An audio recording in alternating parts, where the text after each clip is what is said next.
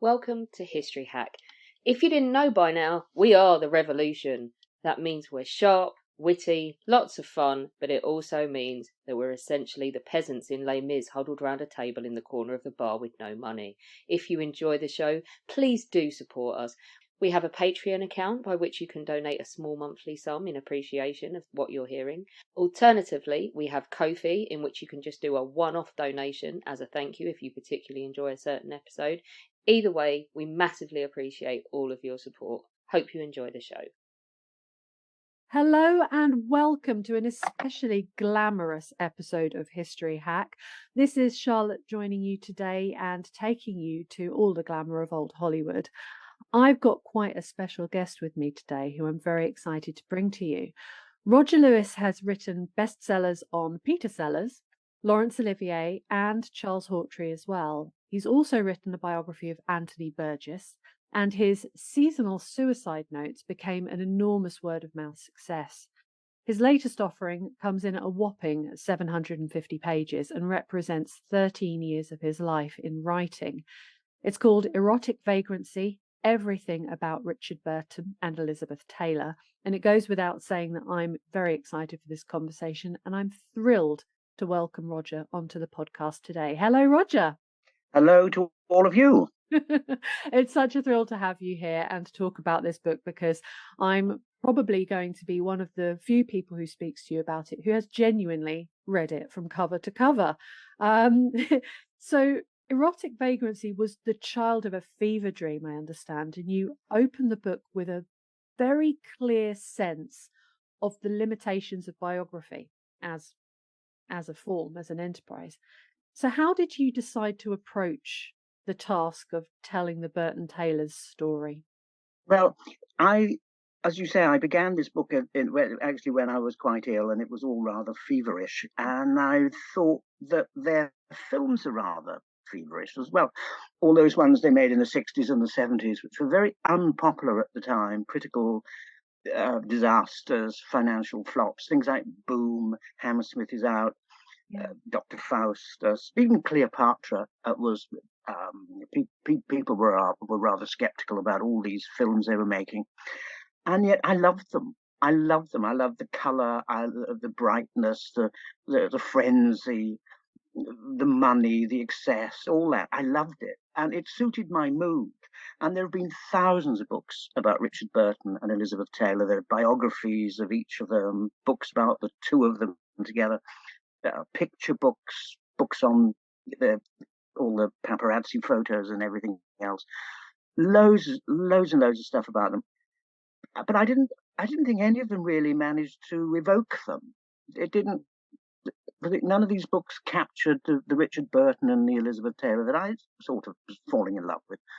So that's why I decided to write something of my own. And what I did in the end was I treat them as imaginary beings, almost like characters in a novel, like Vronsky and Anna Karenina or something. And then it worked for me then. When I stopped being hampered by all the constraints of straightforward biography, chronology, archival research, and all these interviews with other people, I just wanted to think really hard about them and imagine them and bring them to life in that way. So that was my motivation. You've certainly done that. The line that I'm thinking of from the opening of the book, and I just think this is so beautiful, is that you describe biography is historical fiction, seldom provable, full of fishiness and titillation, and despite its heaps of minutiae, insufficient. I know you get these big books about celebrities or famous people, and they're rather inert.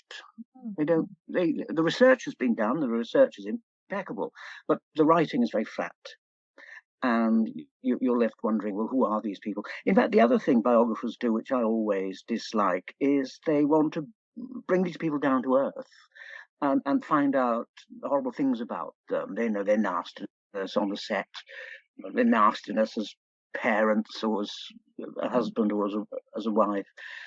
Make them ordinary and petty, and I think, no, they're not. They're bigger than us. They're different. They're not quite like ordinary human beings. They're much more famous. They're stars. They're up in somewhere in the firmament. And so I didn't want to be one of those biographers that just finds out grubby little truths about them.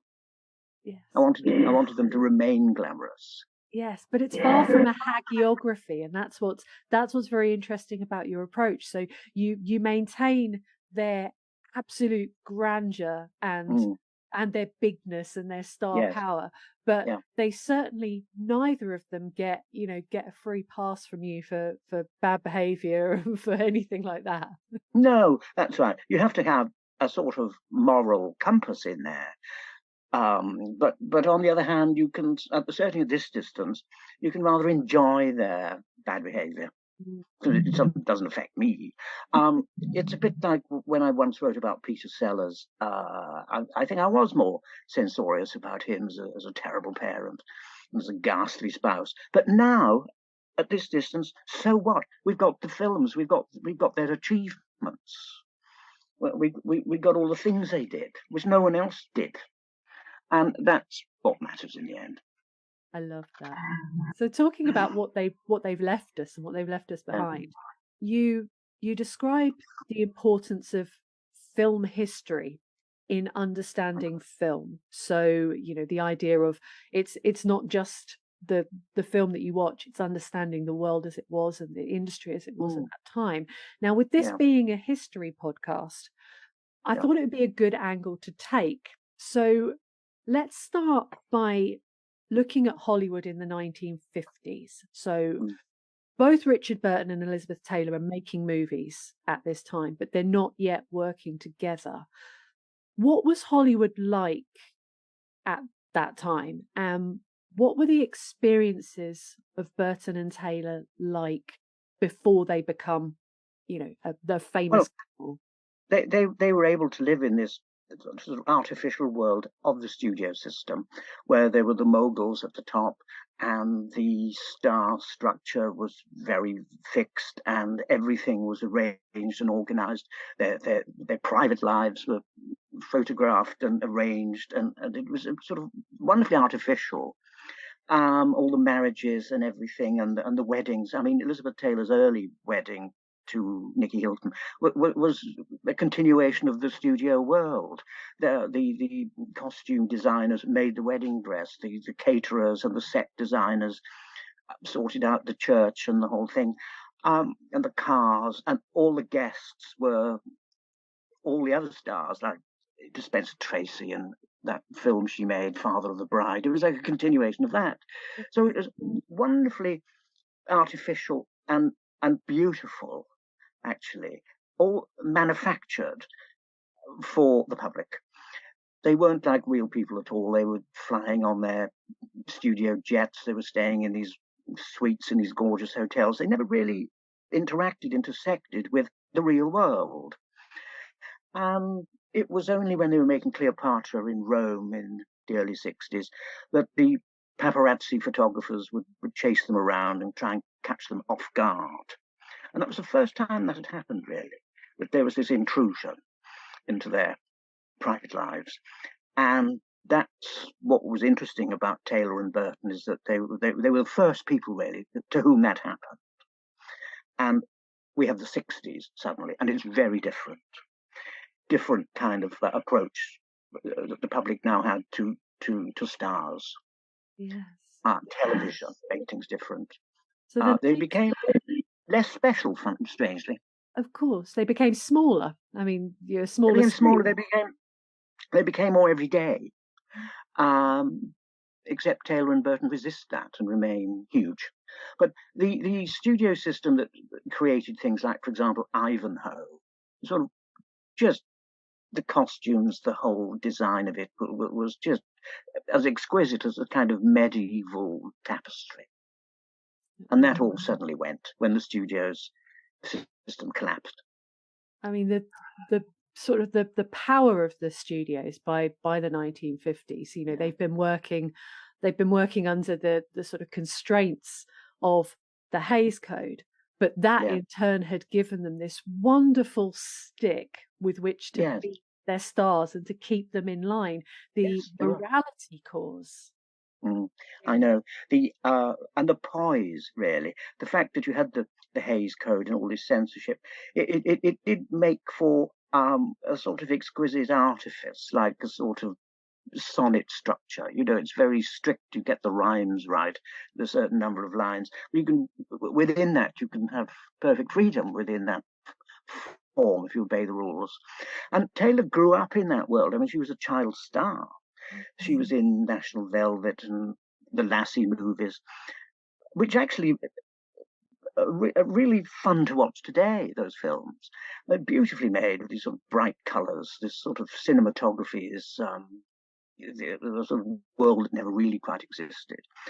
And she started out with horses and dogs, and then it became fathers with the film with William Powell and also the Spencer Tracy ones. And then after that, boys and men. So we watch Elizabeth Taylor grow up within that studio world. It's interesting, isn't it, to look back at the MGM machine, especially. Yeah. So a child star like Elizabeth Taylor she is schooled on the set. Yeah, There is a she very low level of education that she's given, sort of basic level to make you to sort of deal with that. But they transition her from they've got this actress that they have had since she was a child, and they have to navigate the tricky moment of saying, okay, this star we have is now no longer a child. She is an adult, she is a woman, and you are allowed to fancy her. And how they navigate that by sending her out on very publicized dates, and then stage managing a wedding is it's very creepy, isn't it, in a way? It is. It's all control, isn't it? And the first wedding to Nicky Hilton just sounds monstrous, because then she suddenly discovered on the honeymoon the reality of what he was like. And she was only about 19. I think she was married and divorced and remarried, you know, maybe 2 or 3 times, and she was still in her very early 20s. Yes. It's almost like a child now, isn't it? And I thought that the way the studios treated her, for example, putting her in those tight white blouses in National Velvet, I thought it was a bit like Lolita. There was now we'd think, oh, it was a bit pervy, all this. Anyway, she was this tomboyish actress, but nevertheless obviously feminine, and had all that attention. And what she was, this is a sign of her strength, really, and her self-knowledge, is that she said, I am not going to allow anyone to do to me what they did to Judy Garland. So she was aware of you could be a casualty of that system, which, you know, with the pills and the drugs and the drink and things to keep you going, things to wake you up and make things to make you fall asleep. So she was very aware of what could occur. And she certainly wasn't going to be a victim, was she? She wasn't going to be a victim, and she never was. She never was a victim, ever, not for a moment in her life. But she was ill a lot. She was always in hospital, and she was always falling over, and she was always having various ailments, which reminded her that she was mortal, really. Yeah. She would take all these pills for her back pain and things like that. It was very interesting reading your book about, because you really go into at one point a lot of detail about the kind of medication that Elizabeth Taylor was taking, and how in fact a lot of the medical problems that she had may have been as a direct result of medication that she was taking in excess for other conditions. So you know, like, you know, various bits of you are going to pack up if you keep hammering these pills over here for that Yeah. pain that you've got over I there. know, all these cross effects. And I hope I got all this right. I spent ages researching shall we say, the pharmacology of it all, and the opioids that she was on, which would cause digestive problems that she had. She was always in and out of hospital. She was always in a wheelchair, wasn't she? Oh, And yet very tough, nevertheless. yeah, there's a very famous photograph of her taken sort of later on in her life, where Yeah. she's had her head shaved because I believe she'd had a Brain brain tumor. tumor, Yeah. and just how beautiful she is and how strong she is, and that that bone structure she's got completely stripped back of all artifice. Yeah, I think she was tough as nails, really. She was. And all the husbands discovered that sooner or later. Okay, well let's talk about some of those husbands. Yeah. Let's talk about the Burton Taylors. Now we've on History Hack we have talked about the Burton Taylors before because we adore them. But we'd love to drill down here on their legendary meeting. I mean, they hooked up on the set of Cleopatra. Yes. How quickly did their affair begin, and how did it affect that production? Well, I think they had met once or twice before in Hollywood at the side of swimming pools, but the real big meeting was in Rome, making Cleopatra. And this was the second attempt to get that film underway, because they were doing it in Pinewood originally with Peter Finch, and she was ill, actually, with pneumonia, I think it was, and so they scrapped everything and started again with a new cast out in Italy. And Burton was in Camelot on Broadway. He was bought out of his contract for that, sent to Rome, where he just waited around for months doing nothing until he was called to the set. And he was drinking a lot, as he always did. And she rather liked his sort of devilish charm. She was married to Eddie Fisher by this stage, and one of his jobs was to get her to the set on time and all those kind of things. And she resented that. She didn't like being ordered around and pushed about, told what to do. And Burton was sort of slipping her extra drinks when Eddie was saying, "Oh, no, we've got to get back now because she's got an early call tomorrow." And Burton would try and top up her wine glass. And she sort of loved all that, the sort of naughtiness of him and the collusion. Burton himself was there with his family, but he was always having open affairs with just about everybody, showgirls, dancers, anybody. And Taylor then, Elizabeth Taylor, she just became his next conquest. I don't think he had to lay siege for very long. And then they were together, and the press photographers got hold of this and blew it up into this huge story, this huge scandal, because they were married to other people, and they were in Rome, and the Vatican was very upset by this public adultery going on there in the Holy City. And that's where the phrase erotic vagrancy comes from, because in the Vatican newspaper there was this article, apparently ghost written for the Pope, where he said, "Oh, these terrible people in their erotic vagrancy, sort of wandering around, misbehaving," and the world press adored it. It became huge. It actually made the film a world event. Everyone was wanting to know what was going on with Burton and Taylor, and the scandal then disrupted the filming. The schedule was extended for ages and ages and ages. I mean, this film took years to make. And Antony and Cleopatra in the film became the two of them in reality, having this self-destructive affair. But they enjoyed that great collision. And then, so there they were. And after that, were together always. Right. Well, until they got divorced. And then got divorced again. and then ended up doing Private Lives on Broadway. So they never let each other go. They couldn't. They were entwined for life. But they actually changed the script, didn't they, to capitalize on Yeah, on the two of them. the affair, and so that they Uh, could be speaking to each other almost as if it was Burton and Taylor speaking to each other. yes, it was, and it was all sort of. Yeah, the film ostensibly about ancient Rome. It's actually about Rome in the 60s. It's about them.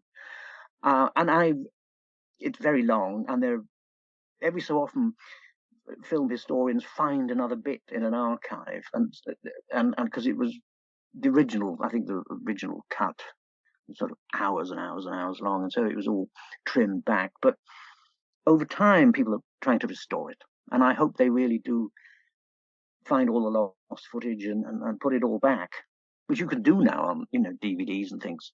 It would be wonderful. I mean, look at what they've been able to do with the mess of Judy Garland's Star Is Born. They found Yeah. I think they found a whole 20 minutes that had been Yeah, that put made it the back. film make a bit more sense. But I think originally at one point the plan was for it to be two movies, so one about Yes. Cleopatra and Caesar, and then a film about Antony and Cleopatra, until they realised that no one wants to watch Rex Harrison. Rex Harrison, as good as he Yes. is. They want to Yeah. watch Burton and Taylor. They want to see this frisson that is happening right in front of your eyes. But the amount of money that the studio spent on this, Threw at it. you described it. Unbelievable. I love this about to the brazen all is brass. The history of the making of Cleopatra may have been about illness and moral and physical corruption, but it was chiefly about money, pornographic amounts of money. I mean, she's the first actor, regardless of gender, to be paid $1 million for a movie. Yeah, she got $1 million, and then all the overtime and all the extra money for the reshoots. I mean, it just went on and on, the money she was making from it. I think they used lenses in the camera that were the copyright of Mike Todd, one of her previous husbands. So she got the money for that. It was just fortunes they made on that film, and it was all luxury. I mean, the sets are fantastic, aren't they? They're sort of golden, and the ships they built for the various battle scenes. I mean, it's just tons of money, and loads of famous actors in it who were in Rome for years on full salary, hardly used. Of I course. mean, some of them were there for ages and they just got one line because so much was edited out. And in the end, the studio almost just threw it away. They were fed up with it. They didn't think it would ever make any money, make that kind of money back. I think it did eventually, decades later. But meantime, all the people, the producers and so on, they made this thing called The Longest Day, and they didn't want Cleopatra spoiling the release and the launch of that, the sort of D-Day landing film, in which Burton appears, actually. So there were all sort of studio politics involved. In fact, they sued Burton and Taylor for their hijinks, scuppering the chances of the film, and then Burton and Taylor countersued, saying, "Well, no, actually, we created more publicity for the film." So it all ends up in litigation. But meantime, they then made the VIPs, which I absolutely love. It's a beautiful film about being stuck at an airport. And the sandpiper and the comedians and all these other things they went on to do. And then when Burton did things on his own, for example, Night of the Iguana and Hamlet on the stage, which recently was on the stage in London, wasn't it, in the Motive and the Cube? Taylor's not in those, but she was around all the time. She was loitering on the set or loitering in the wings at the theatre. They were completely inseparable, weren't they? I mean, I know that she appears in Anne of the Thousand Days as an extra. She just sort of extra in that. In the background. Yes, that film about Henry VIII sort of getting rid of one wife in order to be with another. That was a bit like him and Sybil getting rid of Catherine of Aragon in order to be with Anne Boleyn, who's like the Elizabeth Taylor character. I actually wish she played Anne Boleyn in that. Yeah.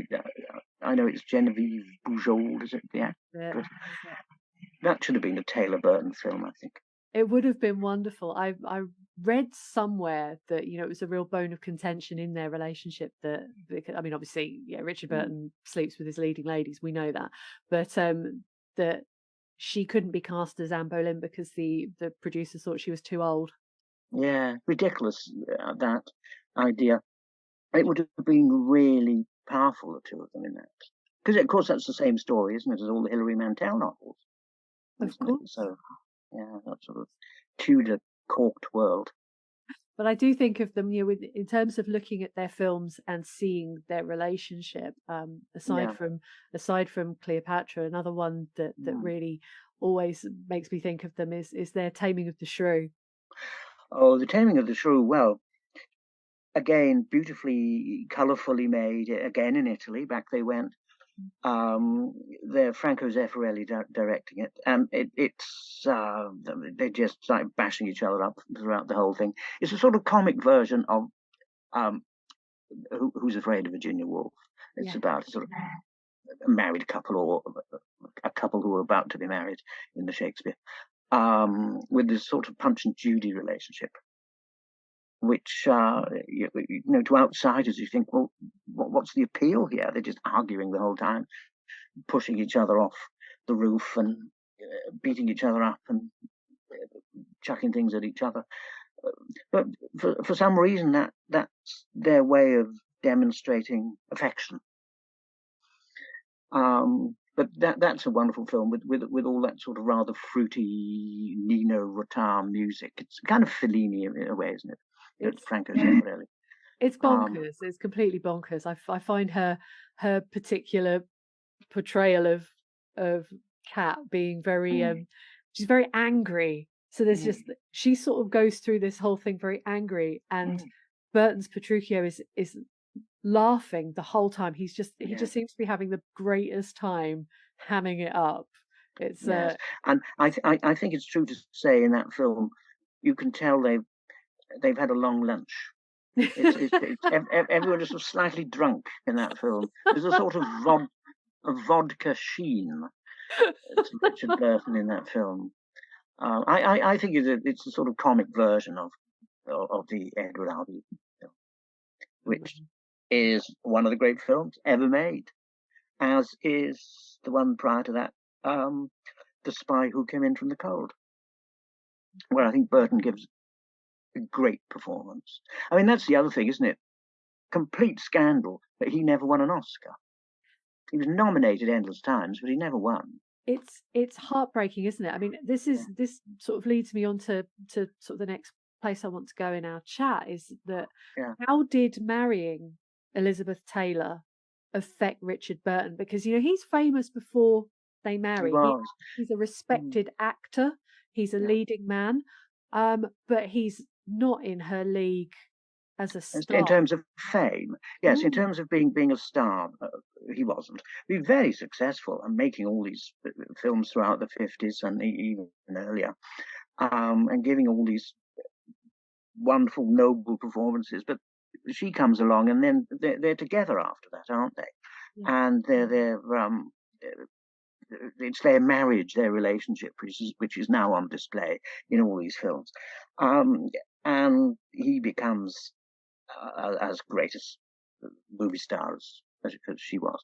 I think her presence elevated him in that respect in Hollywood and in the world.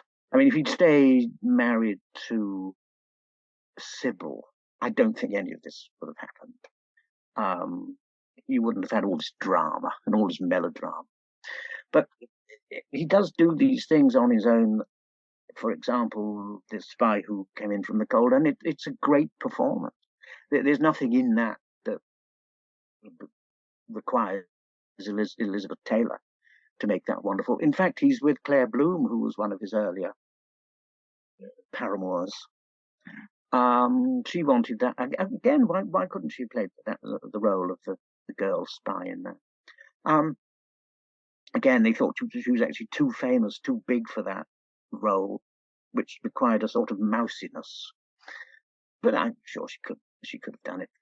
But he's just wonderful in that as this seedy spy. It's a sort of anti-James Bond, isn't it? It's completely unglamorous. It's all in the rain. It's all crumbling. It's all that John le Carré Tinker Tailor world, isn't it? Oh, he's marvellous in that. That should have won an Oscar. Really, really. This is where we come with a sort of disparity between the two of them. So you describe it very much as almost being like a Faustian pact where Richard Burton has sold a part of himself to be with this woman he loves and for the fame and the money and all of this stuff that comes with it. But he's never recognized in the same way as Elizabeth Taylor. So you've got the two of them in Who's Afraid of Virginia Woolf, which is just one of the hardest watches. So painful. Oh, isn't it? Today it is still. Yeah. It really has not dated in the slightest. The raw emotion in it. The pair of them are just magnificent in that film. It's some of the greatest performances ever given by anyone. And she wins the Oscar and he doesn't. Is he even nominated for his role in Who's Afraid? Was he? I don't know. I don't think know he these was things. even nominated. I think it was a proper snub, but I'm sure someone was right. But he goes on to, he's playing in George in this is the sort of prime example of it. Broken men. Yeah, he was very good playing sort of broken, guilt-ridden people. When you think now he's become very famous, he's become very rich, he's got everything in the material sense anyone would ever want, private jets and yachts and the villas in Switzerland and houses everywhere around the world. I mean, he has everything. And yet on the screen he plays broken down, defrocked priests, or shabby devils, people who tormented. And that's why in my book I have this huge section about him and being Welsh and Wales and that world he was from, which he never really managed to leave psychologically. It's always still there in the damp and the cold and the wet with all that deprivation, and frightened in a way you might revert to that, all that insecurity. And then dead at 58. That's the other thing. He like Peter Sellers, didn't live that long and yet did so much.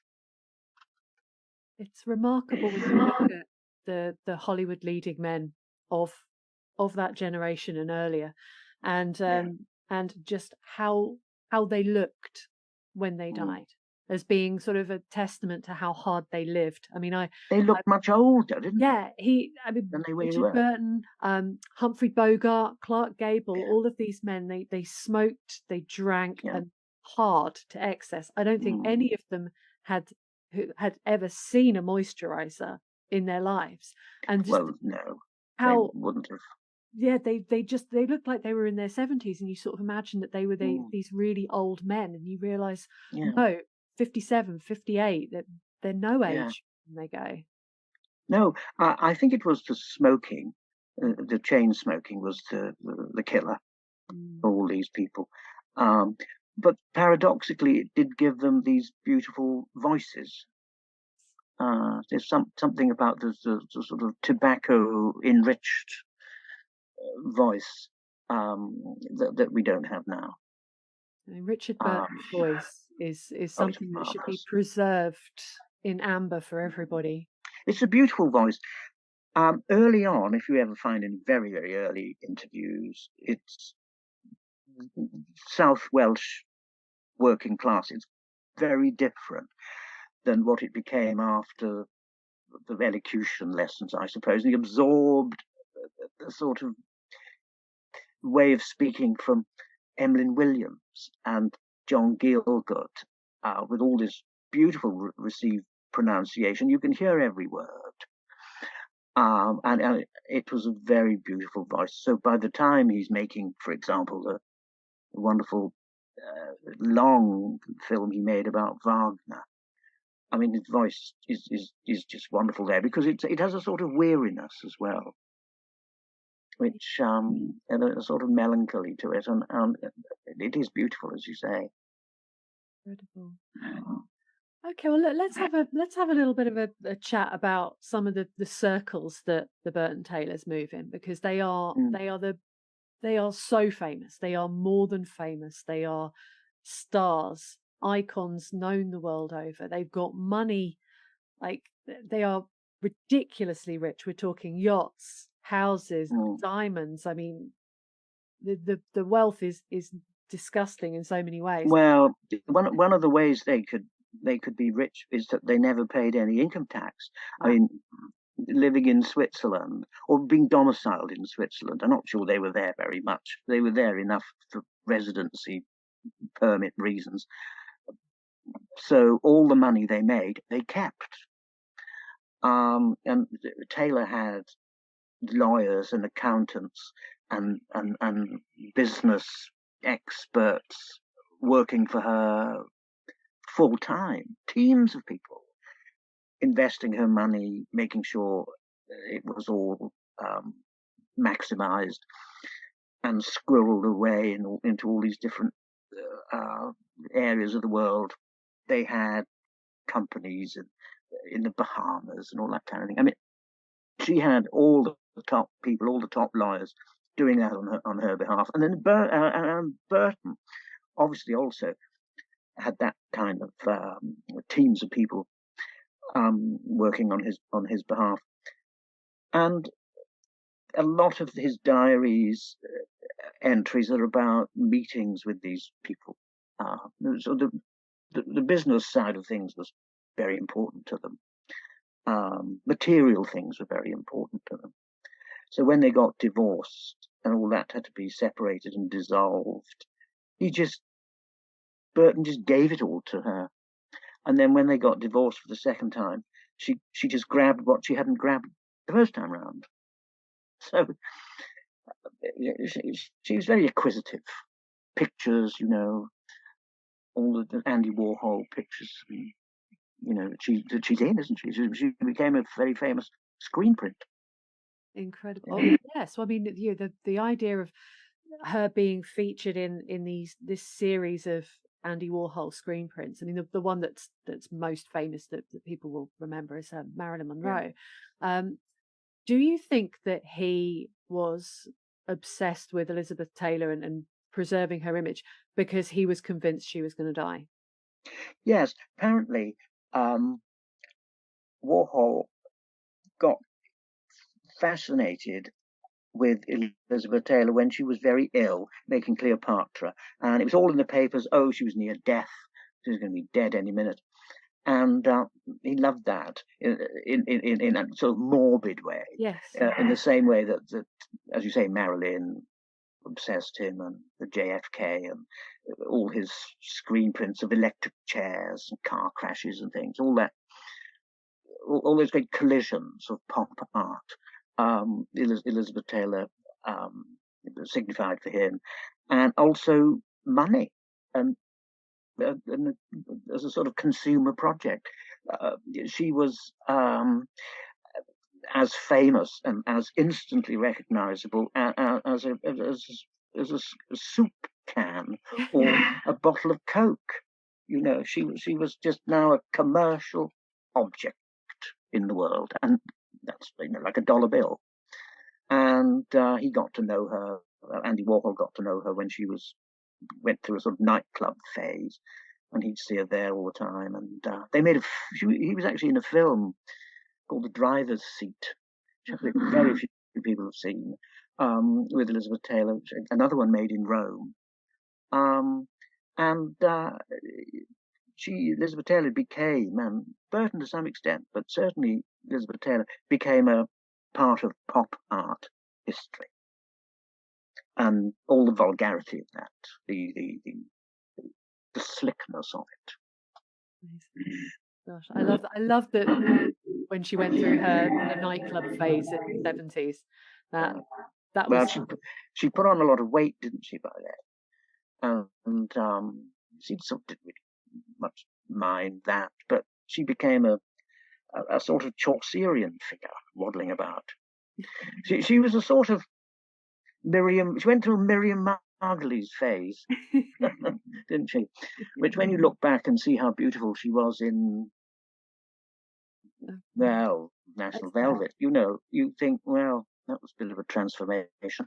Hey, that's just life. That's just aging. I've often described the stages that women go through in middle age as being, first we go through our Margot from The Good Life, then eventually transition into Elizabeth Taylor Caftan and Diamonds, which I'm very much looking forward to as a sartorial phase.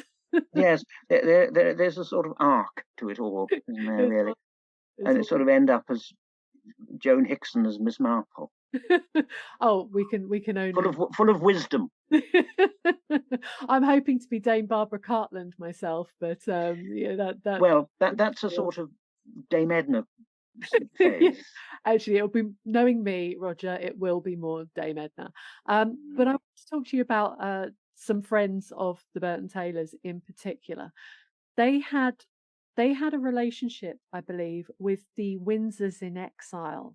So what I want to know, and this is very much for Alex, who I know is going to love this. Yeah. How did the Burton Taylors come to hang out with David and Wallace, and did they like them? What was? Well, they were making films in Paris because they couldn't be in Britain for more than 90 days for tax reasons. So, or America for that reason. And so Taylor was in this film called The Only Game in Town, set in Las Vegas. So, but they filmed it in Paris. They rebuilt casinos there in the studios to make it seem as if it was Nevada. Burton was making a film with Rex Harrison, actually, called Staircase, set in the East End of London. They rebuilt what they thought was an East End street again in Paris. So they were in Paris a lot, living in hotels, and Wallace and David, the Windsors, they were there sort of at a loose end, as they always were, after his abdication. And one of the things they would do, a bit like in previous centuries, where they would have gone and looked round the Paris morgue as a way of entertaining themselves, they'd go around the studios and watch films being shot, oblivious to the fact they were a nuisance and they were getting underfoot. So anyway, they went and came across Burton and Taylor in Paris and were invited to have dinner with them and all that kind of thing. So then they sort of saw quite a lot of each other. And they apparently, Burton and the Duke of Windsor, they sort of sing Welsh songs and the Welsh national anthem, because they sort of had Wales in common. Prince of Wales, yeah. He was Prince of Wales once upon a time. And that was the sort of level of person they were with. Maria Callas was also around. They never met ordinary people. It was always like famous people. But there's something rather sort of ghostly and morbid and decrepit about Burton and Taylor as this kind of royal couple, weren't they? With this other royal couple who fallen from grace somehow, and there they were in exile, these exiled monarchs, and the Burtons were a bit like that, I think, as if they were sort of searching for a kingdom, searching for some Ruritanian realm where they could enjoy their wealth and their idleness. So they'd go dancing together and parties together. They'd meet people like the Rothschilds, you know. But Burton said somewhere along the line that, oh my God, it's years since I just went out and walked down the street and just went into a pub if I fancied it, went shopping. He couldn't do it. He would be sort of mobbed by everybody. So it was all a bit like the royal family. They have to be surrounded by bodyguards. Their route has to be planned in advance. Limousines ferry them everywhere. They can't just walk around and catch a bus. You know, absolutely could not.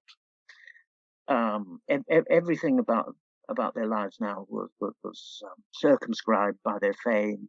So a lot of their lives just spent in a hotel suite, um, just trapped in the same way that the Duke and Duchess of Windsor were trapped. They must have sort of had that sort of a slight connection just based on this sort of strange circumstance in which they find themselves. Yes, I know. They used to. It was a bit like Peter Sellers and Britt would spend a lot of time with Tony Snowdon and Princess Margaret, sort of visiting each other in their stately homes.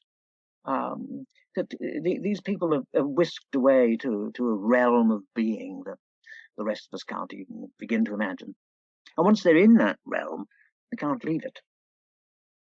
No, they were very much, you do describe both Burton and Taylor in their own ways, individually and as a unit, as being they are very trapped by all of the wealth and all of the fame, because it was between not wanting to pay, I think, was it 90% tax or something? Yes. It was huge. I mean, not good to avoid tax, but you can understand why they did it. Well, it was like it was confiscated.